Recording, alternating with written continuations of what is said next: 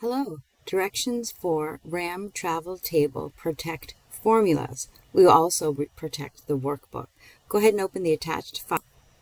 This should look familiar, and we are going to find the discount for 10% and the discount for 20%. I'm going to do it two different ways. You can do it whatever way you wish. So equals, I'll click B6 minus B6 times, the discount is 10%, and check. And it should be $2,250. Use your fill handle. Another way you could do it is equals the price per person times, if I'm getting a 20% discount, I will only need to pay 80%, and it should be $2,000. Either way is correct.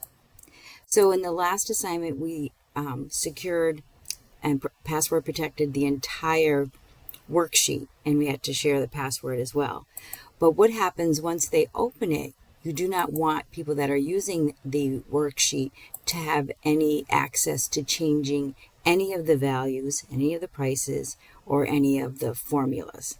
So to protect your worksheet within the worksheet, click Review, choose Protect Sheet, and let me just cancel for a second. So if I just, for example, just change this to $5,000, see how I can change it easily? Everything else is adjusted.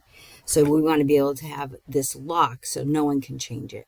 So protect sheet, and in here, make sure that protect worksheet and contents of locked cells is checked, and also select locked cells and select unlocked cells. So the password, again, type something that you will remember, and it's going to ask you to confirm it.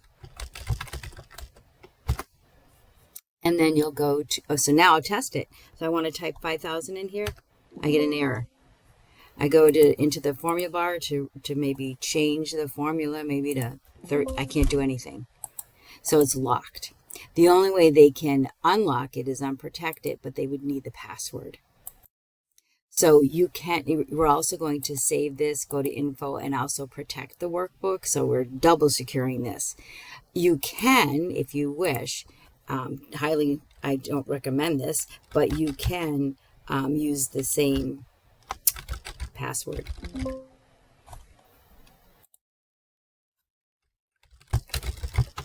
And just share, save this, and you'll have a secure workbook as well as secure cells within the worksheet. Just share in the comments section of Blackboard both passwords. Thank you.